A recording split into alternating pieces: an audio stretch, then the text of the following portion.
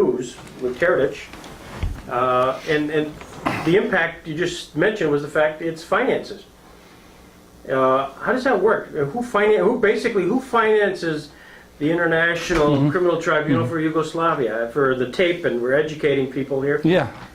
No, in fact, we have biannual budget decided upon by the Security Council. So far, budget has been given for 2008-2009.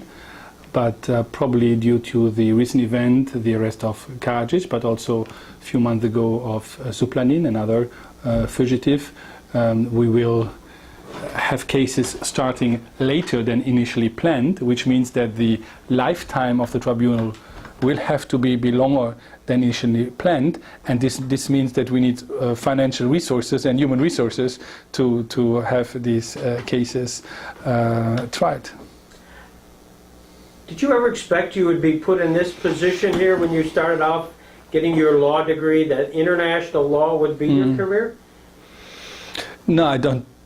It was difficult to imagine, because at this period even the ICTY didn't exist. I've always been very much interested by international law. So I always wanted to be a prosecutor. So when I was 18 years old, it was very clear that I wanted to be a prosecutor. So I made my law studies with a clear intention to become a prosecutor later on. And after the studies, I hesitated a little bit to go into the diplomatic career or the judicial one. And then very quickly I took the decision and worked, the first years of my career in Belgium, first 7 years in my hometown, which is a border area. It's a German-speaking part of Belgium with a border with Luxembourg, Germany and the Netherlands, and then the borders disappeared in Europe, which had a lot of impact on our cross-border criminality. Sure. And there I made during this period my PhD on international police cooperation in Freiburg, the Max Planck Institute in Freiburg. Sure. And due to this international experience at a very local level, if I may say, I had been asked to go to Brussels to become the national coordinator for organized crime, what I've done for a few years. And then I became the Federal Prosecutor General in Brussels, dealing with terrorism, organized crime, and violations of international humanitarian law.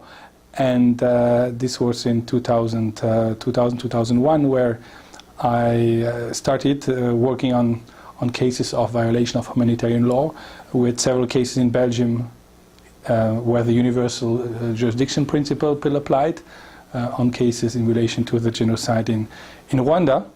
And that happened that in 2002 I was asked to apply for the deputy prosecutor function at the ICC. So I arrived at 2003 at the ICC, 2 years there, and then Kofi Annan asked support for the investigation commission in Lebanon.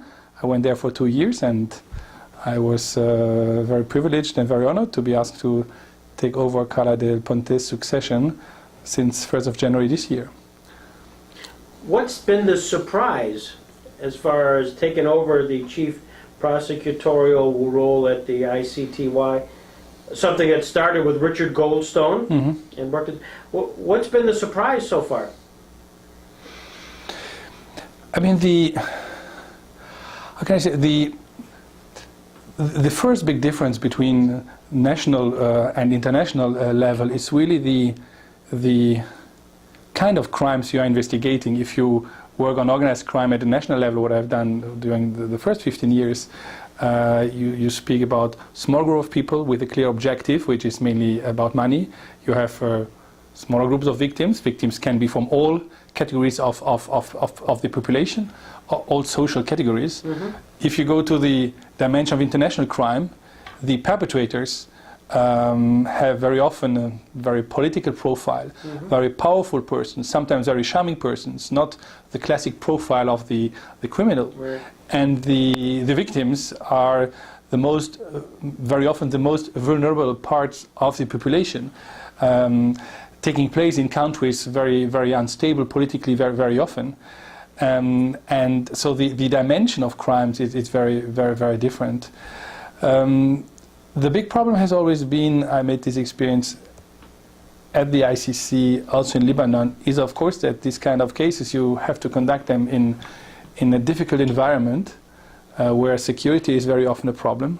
Those days in Lebanon and at the ICC in the African countries, conflicts are still ongoing, which makes it very, very difficult. So in fact, with little resources, you have to investigate much bigger crimes in a politically volatile and security-sensitive environment. Mm-hmm. And that's what I always try to explain also when I'm at Security Council, to say, look, you're always wondering why an international investigation takes 2 years, 3 years, 4 years. But look, if there would be one terrorist attack in Brussels or Paris or Berlin, you would have a task force of 400 people working day and night, the best investigators from your country. You have the control of the territory. You have the support of the population, the public opinion. You have your networks of informants. And still, you need sometimes years to have this investigating conducted. We are doing it with a team of 10 investigators in a very difficult environment to explain really to the external world why it takes very often long, with all the problems, of course, in terms of evidence, of the crime-based evidence is one thing, but the linkage to the most responsible is still the most difficult challenge. When you were going through law school and getting your degree in Belgium, did the name Robert Jackson mean anything to you during that time period? No, I would say not really. It was really much later on when I started working with the international domain. But that's why I'm very happy also to be here to learn a little bit more than the general knowledge. Yeah. When as you are working within the guidelines of the ICTY, do you hearken back much to the legacy of Nuremberg itself and some of its precepts? Does that mean much to you? Do you go back and research that or look at that much? Of course, I also read books on Nuremberg, and every time when we were discussing the creation of ICTY or the creation of the ICC, the Nuremberg principles and the Nuremberg challenge is always in the center of the discussion, with all the positive achievements, because it's, as we know, the mother of all international tribunals, and also its shortcomings and its criticism, because what is very, very important in international justice, we know, applying international principles, that what we are doing is the right thing to do. But it's also very much about perceptions, and this is also the challenges we have today at the ICTY in Yugoslavia, the ICC in African countries, to make sure that people understand why you are doing what you are doing. So outreach and explanations of what you are doing is very important. Of course, the Nuremberg tribunals is the origin of the of international criminal law, international humanitarian law. And when I have the opportunity to, and I'm looking forward to those 2 days where I know that some of the colleagues who were a part of this historical moment will be here. I'm very much looking forward to meet them, because I have not yet had the opportunity to discuss with them. Well, they're looking forward to meeting you, because they know that what they did, there's a kind of a direct line to what you're doing, and you got one of the hardest jobs in the world. Prosecutors have one of the hardest jobs in the world, and because it's more than just prosecuting. I mean, your job is many-fold. And from the administration, what's the hardest part of being a prosecutor? You got to manage the budget. You got to manage the people. Again, this was for me the. If you are a prosecutor at a national level, you only deal with prosecuting. You have the law. You apply the law, and you can be very, very focused on your professional work. You have your ministry dealing with all the administration, and you don't have to request cooperation, because all the arrest warrants or search warrants, you execute them on your own territory, where you have full control and full power. Right. At the international domain, you rely very, very much on cooperation, as we know. So you have to be a tough prosecutor and be convinced what you are doing, and you have to go there where the evidence is leading you. But you cannot ignore the political reality. You have somehow to take into consideration some realpolitik in order to achieve your purely judicial results.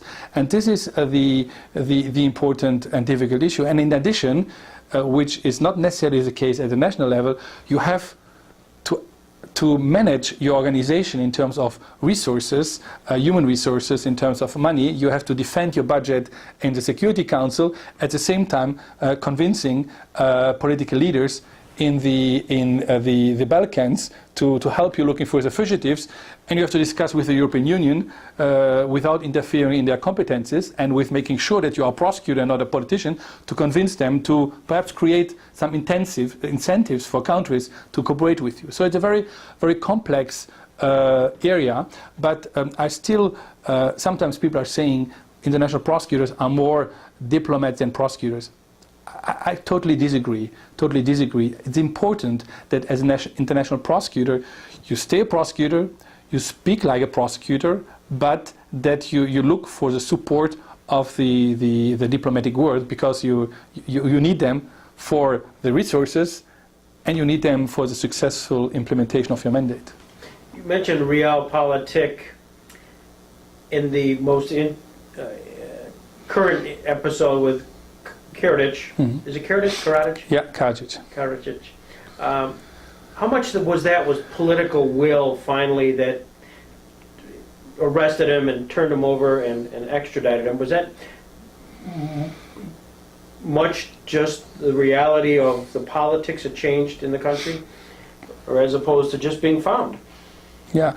Now, I would say there are several elements coming together. One had to recognize that probably the most important element was the change in government. Mm-hmm.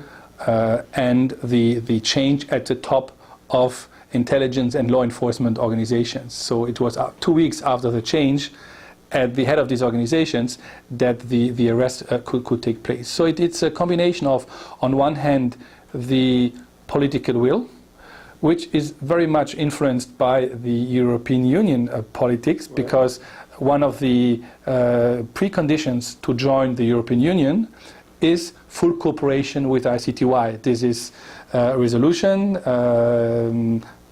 decided by the 27 Ministers of Foreign Affairs of the European Union that the so-called stabilization and cooperation agreement with the European Union can only be ratified by the EU member states once we say that there is full cooperation with our office. So there is the political incentive to cooperate, and now there is also the operational will, because in the previous government some part of the governments were in favor, others probably a little bit more reluctant, but those parts were controlling some of the key services, and law enforcement services will not act if they are not encouraged by their political leaders. So the political constellation was a very important one, where the international community has played an important role: European Union, United States, United Nations, but also the law enforcement community in the country. Got one more to go. 2 more to go.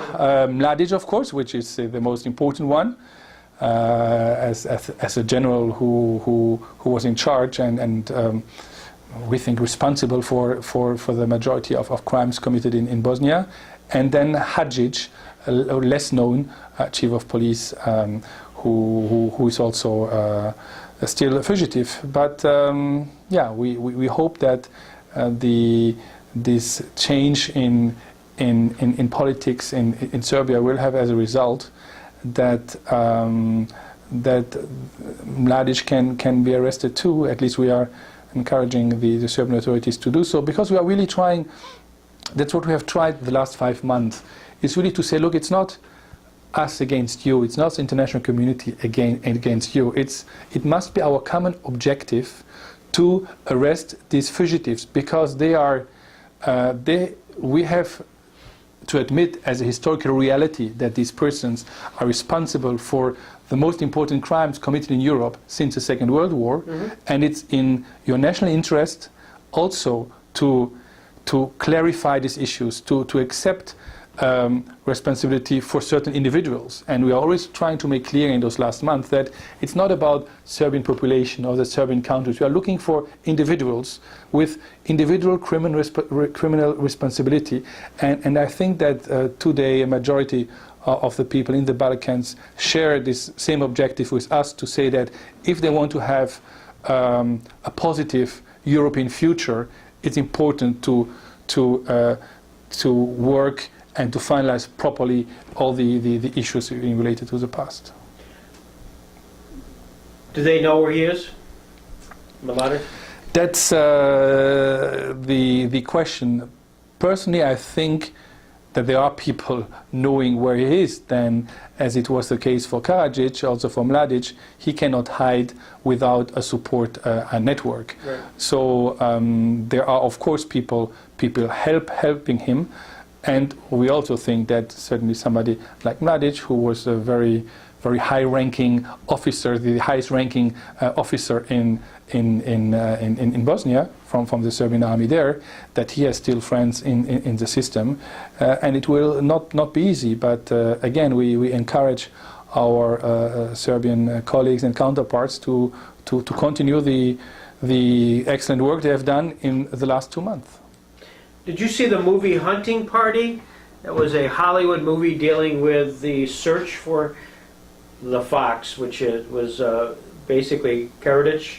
Did you see that one? No. Okay, I was just curious if you had. No. When are you given sort of a time constraint, saying, "Gee, Serge, we'd like to have this. We've got to have this wrapped up by a time frame"? Mm-hmm.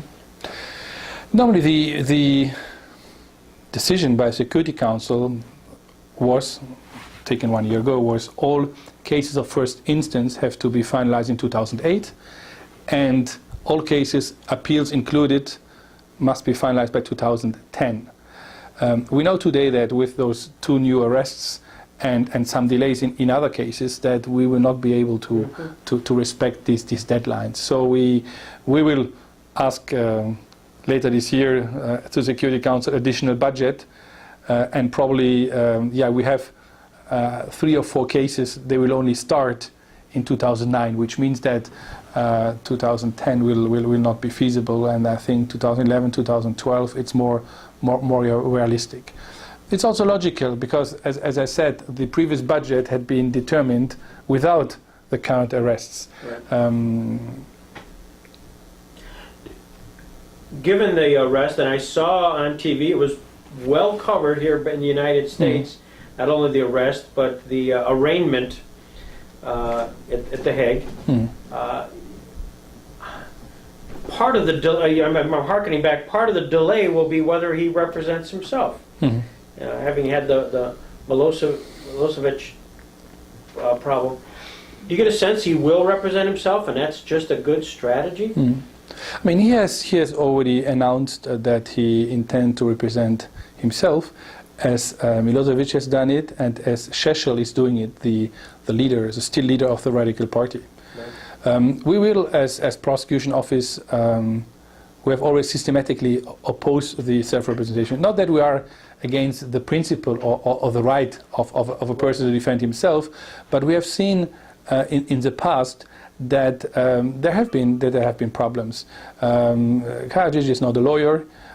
We speak about complicated proceedings where we think that it's in the interest of a good administration of justice that legal counsel is imposed if necessary. That this is at least what we will ask.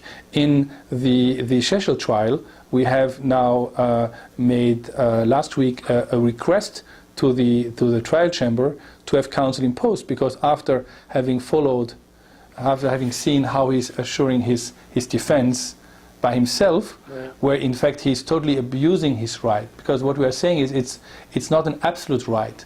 If you are publicly saying that you want to destroy the court, if you are in court saying that if you are attacking personally witnesses or the prosecution or making comments about judges, so you are obviously somehow violating the right you initially had to defend yourself. So we are taking the position and are asking that counsel is imposed. But it's of course, at the end of the day, up to the judges to decide. Now, is it next Thursday where you go back to court? Friday. Friday?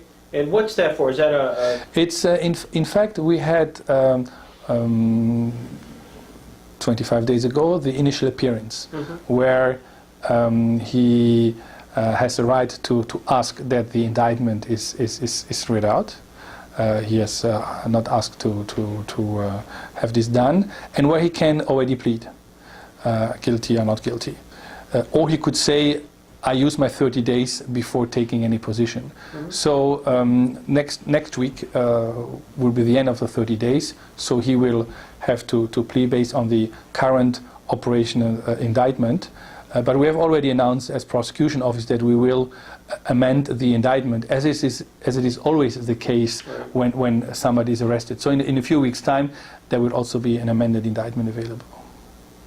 on the Milosevic trial, because he died midway through the trial, as an individual, what happens to the evidence that was placed?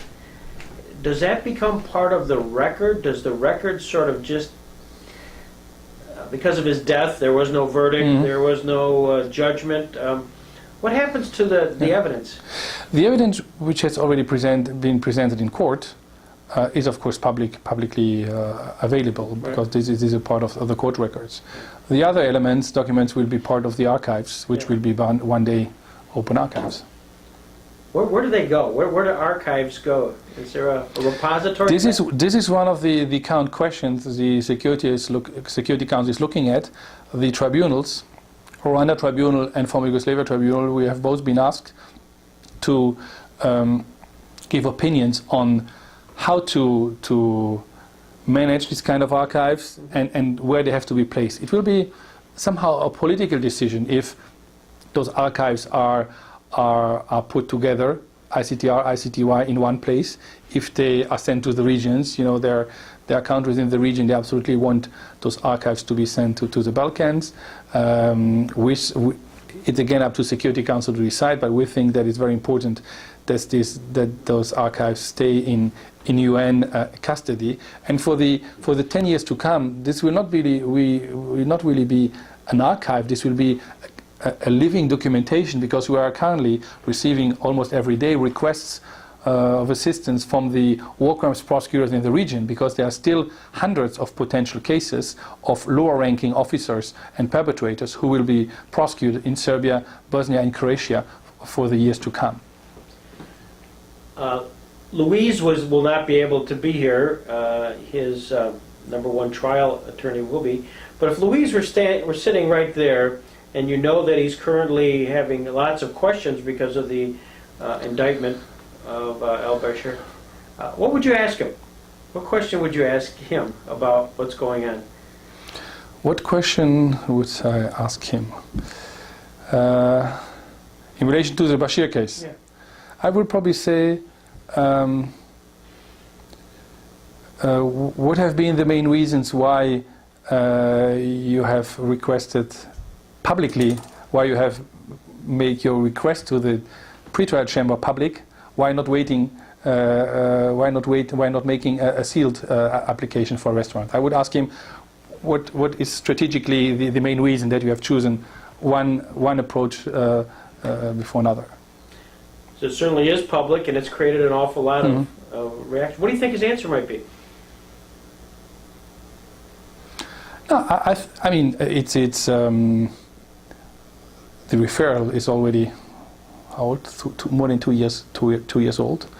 It is obvious that the cooperation by the Sudanese authorities has been far from being satisfactory.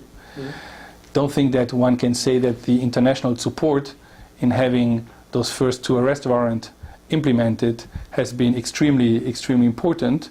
We all know this difficult discussion, peace versus justice. I mean, this discussion is an old one and will occupy us for the years to come, where we all think that justice plays a much more important role than in the past. So I could imagine that the main objective was to create a momentum and more pressure on the Sudanese authorities and on the international community too, with all the difficulties it implies, but probably, I don't know if I'm right, it would be up to him to answer this question. Yeah. We can ask perhaps tomorrow Fatou Bensouda, she's coming. That's right, that's My right. dear colleague Fatou Bensouda, yeah. When you get together Tuesday morning and you're in just a private little hall, just a group of you folks, what do you hope to accomplish here? What do you, as you're on the plane leaving Tuesday afternoon, what do you hope to achieve here in this next couple of days? I mean, we don't have the opportunity very often to come together. So I think it's first time as far as I'm concerned, and the second time for some of the other colleagues. I think what we have all in common is that we are a kind of strange kind of prosecutor. We belong to a different family of prosecutors, and and it's important that we have a kind of solidarity also in the group. And that's why there's always, was last year, the first year that a joint declaration was made, and the second one will be this year. So I think it's, we all know that networking is a very important issue, also for our specific functions, and we have very similar problems. My colleague from the Hassan Jallo, the chief prosecutor of the Rwanda Tribunal, I know quite well, and I appreciate very much, if not very often, the opportunity to see him. But we have similar problems. We have still important cases to go, but we have the completion strategy decided by Security Council, where we will probably go together to New York to defend together our both cases. So I think it's in sharing solidarity, or finding solidarity in sharing the same problems and looking together for solutions. I think it will be the main issue of this meeting. Well, it's exciting to have you here. It really is. And last year, it was just a delight for those guys to get together. And you could see that they don't get together, and they enjoyed sitting on the porch in the evenings, just themselves, maybe with a glass of wine, talking, and sharing a little bit publicly. I mean, no strategies, but just an opportunity for education. That's what you're going to find here. There's some open sessions, but it's more an opportunity to educate this community what it is you're doing, and then of course have this private moment, and hopefully relax. So get it. No, I'm really looking forward to that, but as you can imagine, because of the recent arrests, it was a very busy time in The Hague, so I had not really time to take a few days off this summer. And before starting at the Yugoslav Tribunal, I spent 2 years, as you know, in Lebanon, where it was also very, very tense. Right. So I'm really looking forward to be able to discuss in a very, as you said, much more relaxed environment, where perhaps we would find a few good ideas and strategies to deal with our problems. Well, thanks so much for coming. I appreciate your time. And thank you for inviting me. Bill Cosby next.